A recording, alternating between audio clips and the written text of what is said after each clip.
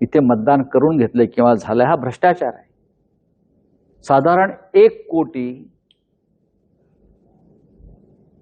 अपात्र महिला लाभार्थी लाडकी बहीण योजनेमध्ये कशा प्रकारे त्यांना पैसे वाटले गेले, दिले गेले हे समोर आलंय। 1 कोटी, साधारण 1 कोटी। तुम्ही बेकायदेशीरपणे या पैशाची अफरातफर केली मत विकत घेण्यासाठी।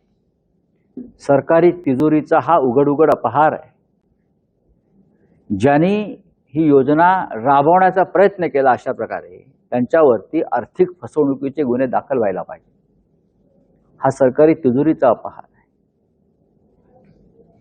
का बँकेमध्ये किंवा सरकारी खात्यामध्ये 500 रुपयाचा अपहार झाला तरी गुन्हे दाखल होतात, त्यांना बडतर्फ केलं जातं।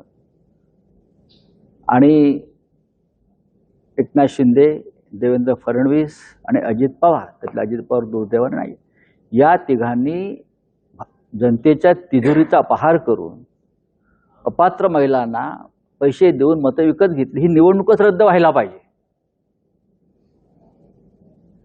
ज्या पद्धतीने महिलांची मतं विकत घेतली इथपर्यंत ठीक आहे, पण अपात्र 80 लाखाच्या वर अपात्र महिलांना तुम्ही सरकारी तिजोरीतून पैसे दिले, ते आता सिद्ध झालेलं आहे। मग कोणावर तुम्ही गुन्हा दाखल करणार?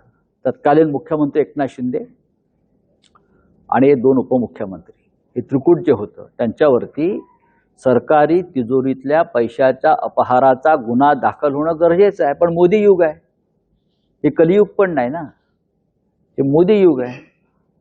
मोदी युगामध्ये जर होणार असेल तर त्याचं स्वागत करू आम्ही।